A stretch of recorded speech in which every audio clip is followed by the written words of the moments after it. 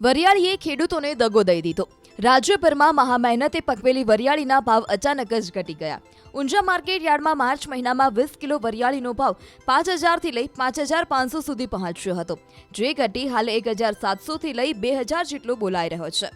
ખરેખર આ જોઈને એવું લાગે છે કે આગામી દિવસોમાં જગતના તાત માટે દિવસો ખૂબ કપરા હશે। દિવસે ને દિવસે જણસના કોડી સમાન ભાવ મળતા કંઈક ખેડૂતને ખેતીથી જ નફરત ન થઈ જાય એવો ડર પણ નિષ્ણાંતોને સેવાઈ રહ્યો છે। હજુ નવી વરિયાળીની આવક શરૂ નથી થઈ।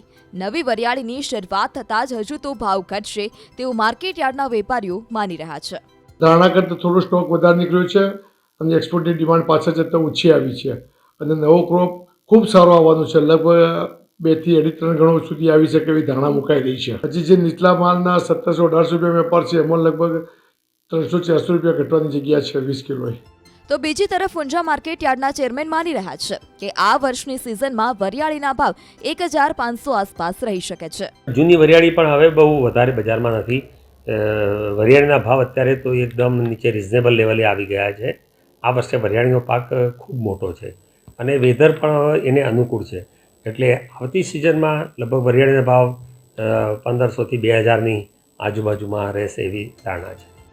આ તો હજુ ઉપાધિ ખેડૂતોના માથેથી ગઈ નથી, ત્યાં બીજી કેટલીક આફતો ખેડૂતોના દરવાજે જ ઊભી હોય છે। હાલ જે પાણી ભરેલા ખેતરોના દ્રશ્યો જોઈ રહ્યા છો તે આકાશી આફત નહીં પરંતુ કેનાલનું પાણી છે અને આ ખેડૂતો માટે આફત બનીને ત્રાટક્યું। આ દ્રશ્યો પાટણના રાધનપુર તાલુકાથી સામે આવ્યા છે। અહીં ફરી એકવાર નર્મદા નિગમની ઘોર બેદરકારીનું પરિણામ ખેડૂતોએ ભોગવવાનો વારો આવ્યો। નર્મદા વિભાગના અણઘડ વહીવટને કારણે ખેડૂતોનું ખેતર વગર ચોમાસે જળ તરબોળ થઈ ગયું છે અને જેને કારણે રવિ પાકમાં નુકસાનીની ભીતિ છે।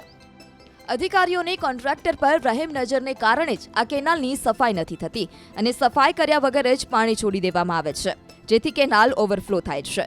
સુકાર ગામમાંથી પસાર થતી પેટા માઇનોર કેનાલ ઓવરફ્લો થતાં જ ઘઉં અને મકાઈ વાવેલા ખેતરમાં ઢીંચણ સમા પાણી ભરાઈ ગયા।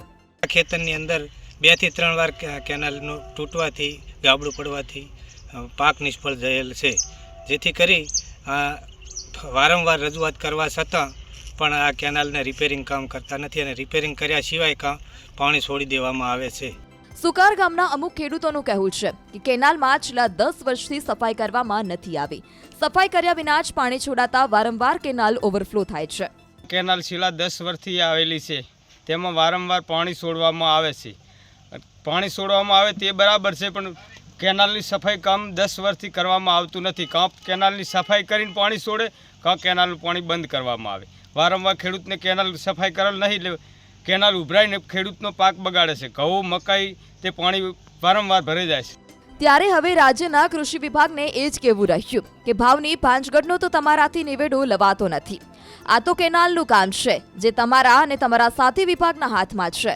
તો અહીંયા તો કોન્ટ્રાક્ટર સામે કાર્યવાહી કરી અને ખેડૂતોને વળતર ચૂકવો કે પછી જગતના તાતે તમારાથી એ પણ આશા છોડી દેવાની છે।